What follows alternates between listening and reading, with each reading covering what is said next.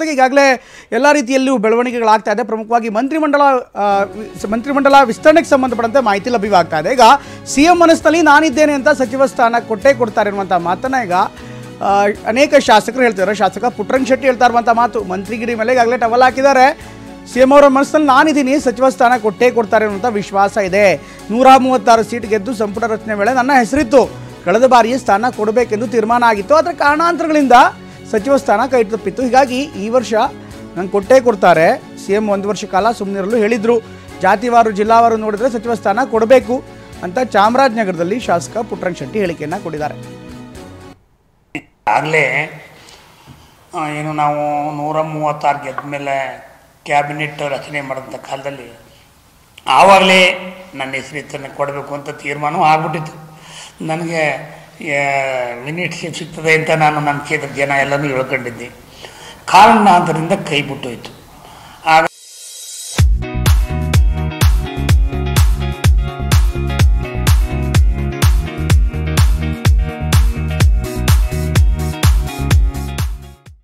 ನಾನು CM ನಡಕ್ಕೆ CM ಅವರು ಅಂದರು, ನೀನು ವಿಧಾನಸಭೆಯ ಉಪಾಧ್ಯಕ್ಷರಾಗಿ ಮಾಡು, 1 ವರ್ಷ ಮಾಡು ಸಾಕು ಅಂದರು. ಇಲ್ಲ, ನಾನು ಒಪ್ಪಲಿಲ್ಲ. ಒಪ್ಪದಿದ್ಮೇಲೆ ನನಗೆ MA ಚೇರ್ಮನ್ ಕೊಟ್ಟರೆ, ಈಗ 1 ವರ್ಷನೂ ಆಗಿದೆ, ಈಗ ಮಾಡ್ತಾರೆ. ನನಗೆ ನಂಬಿಕೆ ಇದೆ, ನನಗೆ ಕೊಡ್ತಾರೆ. ಯಾಕಂದ್ರೆ ನಾನು ಈಗ ಯಾರು ಪುನರಾಗಿ ಇದರಲ್ಲಿ ಇದ್ದಾರೆ, ದೇಶದಲ್ಲಿದ್ದಾರೆ, ಅವ್ರಿಗೆಲ್ಲಕ್ಕಿಂತ ಹಿರಿಯ, ಅವ್ರಿಗೆಲ್ಲಕ್ಕಿಂತ ನಾನು ಕಾಂಗ್ರೆಸ್ನಲ್ಲೂ ಹಿರಿಯ. ಜಾತವಾರು ಜಿಲ್ಲಾವಾರು ತಗೊಂಡ್ರು ನಮ್ಮಲ್ಲಿ ಎಲ್ಲಕ್ಕಿಂತ ಮುಖ್ಯವಾಗಿ ಸಾಮಾಜಿಕ ನ್ಯಾಯ ಇರತಕ್ಕಂಥ ಪಕ್ಷ ಯಾವುದಿರೋದು ಕಾಂಗ್ರೆಸ್ ಪಕ್ಷ. ಹಾಗಾಗಿ ನನಗೆ 100% ನಂಬಿಕೆ ಇದೆ. ಖರ್ಗೆ ಸಾಹೇಬರು, ನಮ್ಮ ಮುಖ್ಯಮಂತ್ರಿಗಳು ಮತ್ತು DK ಇವರೆಲ್ಲ ನಮಗೆ ಕೊಡ್ತಾರೆ ಅನ್ನೋ ಒಂದು ನಂಬಿಕೆ ಇದೆ. ಖಂಡಿತ ನನಗೆ ಈ ಬಾರಿ ಪುನರ್ರಚನೆ ಇದೆ, ನನಗೆ ಸಿಗ್ತದೆ. ನಾನು ಹೆಚ್ಚಿಗೆ ಲಾಬಿ ಮಾಡೋಕ್ಕೆ ಹೋಗಲ್ಲ. ಯಾಕಂದ್ರೆ ನಮ್ಮ ನಾಯಕರುಗಳಿಗೆ ಯಾರು ಹೇಗೆ ಅಂತ ಗೊತ್ತಿರ್ತದೆ. ಹಾಗಾಗಿ ಕೊಡ್ತಾರೆ, ಅದಕ್ಕೆ ಲಾಬಿ ಮಾಡೋ ಪ್ರಶ್ನೆ ಬರೋಲ್ಲ. ನನಗೆ ಸಿಗ್ತದೆ ಅನ್ನೋ ಒಂದು ವಿಶ್ವಾಸ ಇದೆ. ಆಕಾಂಕ್ಷಿ ಪ್ರಶ್ನೆ ಬರೋದೇ ಇಲ್ಲ, ಕೊಡ್ತಾರೆ. ಆಕಾಂಕ್ಷಿ ಏನು ಅಂತ ಅವ್ರಿಗೆ ಗೊತ್ತು, ನನಗೆ ಕೊಡಬೇಕು ಅಂತ ಕೊಡ್ತಾರೆ. ಖಂಡಿತ ಕೊಟ್ಟಿಲ್ಲ. ಹೋಗ ನೆಟ್ ಆತ ನೆನ್ನೆ ಕೊಡ್ತೀನಿ 1 ವರ್ಷ ಕಳೆದ ಮೇಲೆ ಮುಖ್ಯಮಂತ್ರಿಗಳೇ, ಮುಖ್ಯಮಂತ್ರಿ ಮೇಲೆ ನಾನು ಇದ್ದೀನಿ, ಕೊಡ್ತಾರೆ.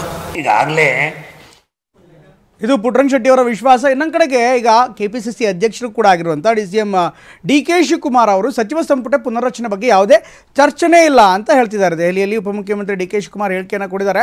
ಸಂಪುಟ ಪುನರ್ರಚನೆ ಸಂದರ್ಭ ಬಂದಿಲ್ಲ ಹೀಗಾಗಿ ಕಾಂಗ್ರೆಸ್ ಅಧಿವೇಶನದ ಬಗ್ಗೆ ಖರ್ಗೆ ಅವ್ರ ಜೊತೆಗೆ ಚರ್ಚೆ ಮಾಡೋದಕ್ಕೆ ಬಂದಿದೆ. ಅಂದರೆ ಬೆಳಗಾವಿಯಲ್ಲಿ ಒಂದು ಮಹಾ ಅಧಿವೇಶನ ಮಾಡಬೇಕು ಎಂಬ ಮನವಿ ಇದೆ. ಇದರ ಜೊತೆಗೆ ಮಾತನಾಡೋಕ್ಕೆ ಜೊತೆಗೆ ಇವತ್ತು CWC ಸಭೆಯಲ್ಲಿ ಚರ್ಚೆ ಆಗತ್ತಿದ್ದೆಲ್ಲ ವಿಚಾರಗಳು ಅನ್ನುವಂಥ ಮಾಹಿತಿಯನ್ನು ಕೊಟ್ಟಿದ್ದಾರೆ. ಇನ್ನು ಈಗ ಎಲ್ಲರ ಕಾತ್ರದಿಂದ ಕಾಯ್ತಾ ಇರೋದೇನು ಅಂತಂದ್ರೆ ಸಂಪುಟ ವಿಸ್ತರಣೆ ಅಂತ ಸಂದರ್ಭ ಈಗ ಹಾಗೆ ಇಲ್ವಲ್ಲ, ಒಂದೇ ಒಂದು ವೇಕೆನ್ಸಿ ಇದೆ ಅಷ್ಟೇ. ಅದನ್ನು ತುಂಬುವಂಥದ್ದು ಇನ್ನ ಚರ್ಚೆ ಏನು ನಡೆದಿಲ್ಲ. ಇನ್ನು ಈಗ ಎಲ್ಲರ ಕಾತ್ರದಿಂದ ಕಾಯ್ತಾ ಇರೋದೇನು ಅಂತಂದ್ರೆ ಸಂಪುಟ ವಿಸ್ತರಣೆ ಅಂತ ಸಂದರ್ಭ ಈಗ ಹಾಗೆ ಇಲ್ವಲ್ಲ, ಒಂದೇ ಒಂದು ವೇಕೆನ್ಸಿ ಇದೆ ಅಷ್ಟೇ. ಅದನ್ನು ತುಂಬುವಂತ.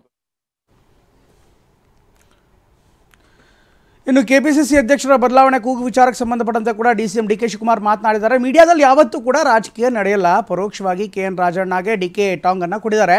ಮೀಡಿಯಾದಲ್ಲಿ ರಾಜಕಾರಣ ಚರ್ಚೆ ಸೂಕ್ತವಲ್ಲ, ಚರ್ಚೆ ಮಾಡೋದು ಯಾರಿಗೂ ಕೂಡ ಸೂಕ್ತವಾಗಿರುವಂಥ ವಿಚಾರ ಅಲ್ಲ, ಯಾವ ಪಾರ್ಟಿಯವರಿಗೂ ಕೂಡ ಅದು ಸೂಕ್ತ ಅಲ್ಲ ಅನ್ನುವಂಥ ಮಾತನ್ನು ದೆಹಲಿಯಲ್ಲಿ KPCC ಅಧ್ಯಕ್ಷ DK ಶಿವಕುಮಾರ್ ಹೇಳ್ತಾರೆ. ಈ ಮೂಲಕ KPCC ಅಧ್ಯಕ್ಷರ ಬದಲಾವಣೆ ಸಾಧ್ಯವಿಲ್ಲ ಅನ್ನುವಂಥ ಮಾತನ್ನು ಪರೋಕ್ಷವಾಗಿ ಹೇಳ್ತಾ ಇದ್ದಾರೆ.